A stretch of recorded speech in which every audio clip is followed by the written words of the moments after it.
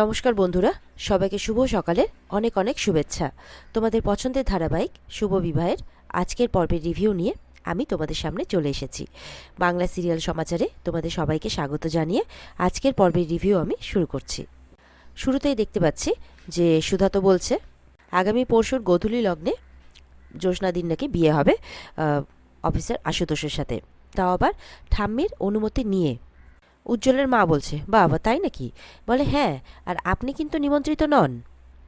উজ্জ্বলের মা বলছে, আমি বলেছিলাম না আপনার এই নাত বৌমা এই বাড়ির শিক্ষা দীক্ষা ভবিষ্যৎ ছোটদের সব কিছু নষ্ট করে দেবে। দেখুন আজকে ঠিক তাই হচ্ছে। তরিতা তখন বলছে, যে যা দেখার সে ঠিক দেখতে পাচ্ছে, আপনাকে আর কিছু দেখতে হবে না, আপনি যান এখান থেকে। তখন তো কিছুতেই যায় না উজ্জ্বলের মা। তখন বলছে, যাবেন না, দাঁড়ান, দিয়ে ঘাড় ধাক্কা দিতে দিতে একদম বের করে দেয় তরিতা উজ্জ্বলের মাকে।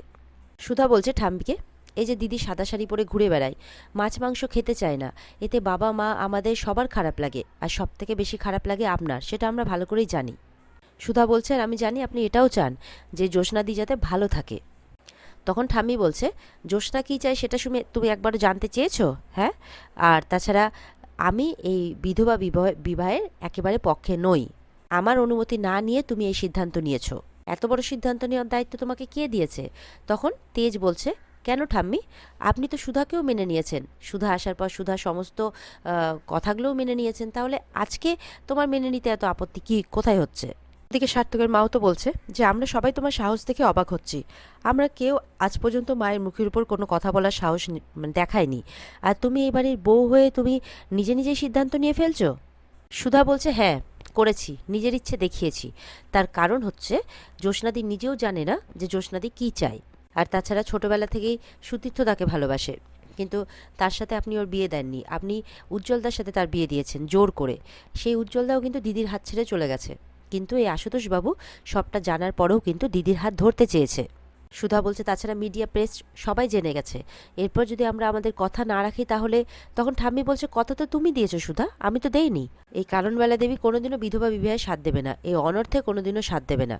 আর তেজের উত্তরে ঠাম্মি বলছে, তোমার বউ যখন এই কথাটা দেয় তখন সে আমার সাথে পরামর্শ করার প্রয়োজন বোধ করেনি। এবার তেজ বলছে, তাহলে আমি তোমার সিদ্ধান্তকে সমর্থন করতে পারবো না ঠাম্মি, আমি সুধার পাশেই দাঁড়াবো, আমার দিদির ভালোর জন্য আমি তার পাশে থাকবো। তখন জ্যোৎস্নার বাবাও বলছে, হ্যাঁ আমিও। আজকে বিপদের দিনে সুধা যেভাবে আমার মেয়ের পাশে দাঁড়িয়েছে, তারপরেও যদি আমি আমার মেয়ের পাশে না দাঁড়াই তাহলে সেটা অন্যায় করা হবে। তাই তেজের বাবাও বলে, আমি সুধার পাশে আছি, আমার মেয়ের পাশে আছি, গিয়ে ওদের পাশে দাঁড়িয়ে পড়ে। এবার তেজের মাও বলছে, তেজের মাও চলে যায় ওই সুধার জ্যোৎস্নার পাশে। আর এদিকে এবার মেজমা বলছে যে স্বামী যদি ভালো না হয় তাহলে স্ত্রীদের সারা জীবন একা একা কাটে না। তো এই বলে মেজমাও চলে যায় সুধা আর জ্যোৎস্নার পাশে। সমুদ্রও বলছে, তুমি এইভাবে সবার জীবনকে কন্ট্রোল করতে পারো না, সবার স্বাধীনভাবে বাঁচার অধিকার আছে, তাই আমিও আমার দিদিভাইয়ের দিকে। সমুদ্র বলে তার দিদিভাইয়ের দিকে চলে যায়। শয়তান টিম একসাথে হয়ে যায়, মেচকা, সার্থকের মা আর ঝুম্পা। ওদিকে রেশমি আবার মনে মনে বলছে, আমি আশুতোষবাবুকে ভালোবাসি জেনেও আমার মা দাদা সবাই দিদিভাইয়ের দিকে। ঠিক আছে, তার মানে আমার ভালোবাসার কোনো মূল্যই নেই কারো কাছে, এই বলে চলে যায় ঘরে। ওদিকে তেজ সুধা ঘরের মধ্যে এগুলোই চিন্তা করছে। তার মধ্যে তেজ আবার চিন্তা করছে যে তাকে তার রিপোর্টের সত্যিটা সুধাকে জানাতেই হবে, এইভাবে আর লুকোনো যাবে না। তারপরে আবার ভাবছে কিন্তু কি করে বলবো। ওদিকে সুধাকে বলছে যে আমি তোমাকে কিছু বলতে চাই। সুধা বলছে, আমি জানি যে আপনি কি বলতে চান। বলে, তুমি জানো, মানে মনে মনে বলছে যে ও কি তাহলে রিপোর্টের কথা জেনে গেল। সুধাকে গিয়ে বলাতে সুধা বলছে যে আপনি মানে তুমি দিদিকে নিয়েই চিন্তিত তো? আমি জানি, আমিও খুব চিন্তা করছি যে কি করে যে ঠাম্মিকে মানাবো, কি করে যে ঠাম্মি রাজি হবেন। তখন তেজ বলছে, তুমি চিন্তা করো না, আমার তোমার উপর পুরো বিশ্বাস আছে যে তুমি ঠাম্মিকে ঠিক রাজি করিয়ে নেবে। এরপরে তেজ বলছে, আচ্ছা সুধা, যদি কখনো জানতে পারো যে আমি তোমার স্বপ্ন পূরণ করতে পারবো না, সব স্বপ্ন, তাহলেও কি তুমি আমাকে এইভাবে ভালোবাসবে? সুধা বলছে, একদম। তেজের ঘাড়ে মাথা রেখে বলছে, আমি একদম তোমাকে এইভাবেই ভালোবাসবো, তবে আমি জানি যে তুমি আমার সব স্বপ্ন পূরণ করবে, আমরা দুজন মিলে আমাদের সমস্ত স্বপ্ন পূরণ করব, তাই না তেজ? তখন তেজের কিন্তু চোখে জল। তেজ তাও বলছে, হ্যাঁ করব, অবশ্যই করব। তখন তেজ বলছে, আমার খুব টায়ার্ড লাগছে, ঘুম পেয়েছে, আমি বরঞ্চ ঘুমিয়ে যাই। এই বলে তো তেজ ঘুমোতে যায়, আর সুধা মনে মনে দিদির জন্যই প্রার্থনা করতে থাকে। এদিকে সুধা কিন্তু বাড়িতে পুরো বাড়িটাকে ফুল দিয়ে ডেকোরেট করে ফেলেছে, সবাই মিলে হাতে হাতে কাজ করছে বিয়ের অ্যারেঞ্জমেন্ট করে।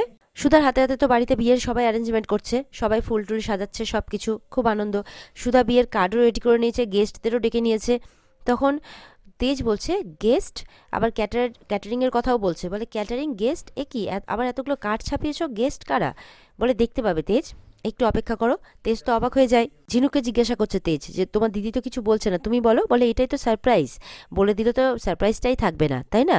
এই বলো কিন্তু সবাই সবার কাজে ব্যস্ত হয়ে যায়। তারপরে সুধা বলছে ওপর থেকে আশুতোষদের ডেকে দিতে। তো আশুতোষকে ডেকে নিয়ে আসা হয়। তরিতা নিয়ে গিয়ে আশুতোষকে বসাচ্ছে, সমুদ্রকে বলছে সমুদ্রর মা শরবত দিতে, মানে এরকম চলছে আর কি। এদিকে ডলি বলছে রেশমিদিকে ডেকে আনবে। এরপর জ্যোৎস্নাকেও নিয়ে আসা হয়। ওদিকে প্রথমে আশুতোষবাবু এসে বলছেন যে এইসব ঠিক হচ্ছে না, না না আমি কিছুতে এটা করতে পারবো না, কারোর বিনা সম্মতিতে আমি এভাবে বিয়ের অনুষ্ঠানে পার্টিসিপেট করতে পারবো না। তখন তেজের মা মেজমা এরা বোঝাচ্ছে তুমি কিছু চিন্তা করো না, আমরা আছি তো। তখন জ্যোৎস্নাকেও নিয়ে আসা হয়, কিন্তু জ্যোৎস্নাও কিছুতেই রাজি নয়। বলছে শুনলে না তোমরা কি বললো ঠাম্মি, যে তার মরামুখ দেখবে? না, আমি এটা কিছুতেই করতে পারবো না। তাছাড়া আমার অনুমতি না নিয়ে শুধু এই কাজটা মোটেও ঠিক করেনি। আমি এটা করতে পারবো না, আমি সমাজের রীতিনীতির বিরুদ্ধে যেতে পারবো না। সুধা যেটা পারে সেটা আমি করতে পারবো না। তখন তেজ সুধা সবাই মিলিয়ে কিন্তু দিদিকে বোঝাচ্ছে যে তুমি চিন্তা করো না, দেখবে ঠাম্মি তোমার সম্প্রদান করবে। তখন জ্যোৎস্না বলছে আমি এসব কিচ্ছু বিশ্বাস করি না, আমি জানি যেটা না হওয়ার সেটা কখনোই হবে না। এরপরে দেখা যাচ্ছে যে বাড়িতে সুধার মা তার সাথে কিছু অতিথিরা এসেছে, দেখে মনে হচ্ছে যেন এরা সবাই কিন্তু বিধবা। এরপরে সুধা তাদের তাদের বরণ করছে। ঠাম্মি আসে উপর থেকে, এসে বলছে এ কি, এরা কারা? সুধা কাদের বরণ করছে, কারা আসছে আমাদের বাড়িতে? তখন সুধা বলছে এটা তো এই বাড়ির নিয়ম যে বাড়ির অতিথিদের বরণ করা, আমিও তাই করছি ঠাম্মি। এবার তো বাড়ির সবার মনে প্রশ্ন জাগছে, মানে সবাই খুশি, মেচকাদের মনে প্রশ্ন জাগছে যে এরা কারা। এরপরে ঝিনুক কী করে, বরণের জন্য নিচে লাল ম্যাট পেতে দেয়, যেটার উপরে পা দিয়ে তারা আসবে আর গাঁদা ফুল ছিটাবে বলে গাঁদা ফুলও নিয়ে চলে আসে। এরপরে তো সুধার মারা একটু ইতস্তত বোধ করছে সেখানে পা দিতে, রংটা লাল তাই। তখন সুধা বলছে বুঝতে পেরেছি তোমাদের অসুবিধেটা, কিন্তু তোমরা যে এই রংটাকে জীবন থেকে ত্যাগ করেছো, কে বলতে পারে যার জন্য তোমরা ত্যাগ করেছো সে হয়তো চেয়েছিল যে সারা জীবন তোমরা এইভাবেই রঙে রাঙিয়ে থাকো। তো এভাবে বিভিন্ন কথা বোঝানোর পর তারা কিন্তু সেই ম্যাটের উপর দিয়ে হেঁটে আসে আর ফুল ছিটিয়ে তাদেরকে বরণও করা হয়। ঠাম্মি মনে মনে বলছে এসব কি করছে সুধা, এতগুলো বিধবা কি করছে এই বাড়িতে? এবার সবাইকে ভেতরে ডাকার পর সুধা তাদেরকে মানে সেই বিয়ের কার্ডগুলো দিচ্ছে। বলছে যে আমি নিজে গিয়ে আপনাদেরকে এই কার্ডগুলো দিতে চেয়েছিলাম, কিন্তু একটু সময়ের অভাবের জন্য আমি সেটা করতে পারিনি, তাই এই কার্ডগুলো আমি দিচ্ছি। আপনারা সবাই আমার দিদির বিয়েতে অবশ্যই আসবেন, আর সেই বিয়েতে এসে আপনারা সমস্ত স্ত্রী আচার করবেন। তো ওরা তো বলছে ওই মহিলাগুলো যে আমরা তো বিধবা, আমরা স্ত্রী আচার কেন করবো, এটা তো এ স্ত্রীরা করে। সুধা বলছে তাতে কি হয়েছে? এইভাবে কথাবার্তা বলতে বলতে সার্থকের মা সুধাকে এক জায়গায় টেনে নিয়ে যায় এক সাইডে। বলছে এসব কি করছো তুমি সুধা, তুমি কি অকল্যাণ ডেকে আনবে বাড়িতে? তুমি তো নিজে নিজে দেখছি সমস্ত সিদ্ধান্ত নিতে শুরু করে দিয়েছো। বাড়িতে মা আছে তো, তাকে তো কিছু জিজ্ঞাসাবাদ না করে তুমি নিজেই নিজেকে কর্ত্রী মনে করছো এই বাড়ির। ওদিকে ঠাম্মিও বলছে এসব কি অনর্থ হচ্ছে আমার বাড়িতে।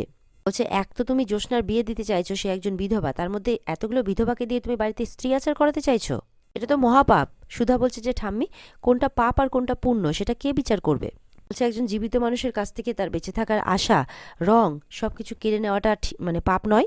সুধার কথা শুনে সবাই অবাক হয়ে থাকে, বিশেষ করে ঠাম্মি, যে না জানি সুধা এবার কি করবে আর ঠাম্মি তার কি সিদ্ধান্ত নেবে। আর এখানে আজকের পর্ব শেষ হয়ে যায়। তো বন্ধুরা, যদি পর্ব ভালো লেগে থাকে কমেন্ট করে আমাদের জানাবে, আর আমাদের সাথে জুড়তে আমাদের চ্যানেলকে অবশ্যই সাবস্ক্রাইবটা করে দেবে। আর আজকের পর্বের ফুল এপিসোড দেখতে স্টার জলসার পর্দায় চোখ রাখবে। দেখা হচ্ছে তোমাদের সাথে আগামীকালকে। সবাই ভালো থাকবে, টাটা।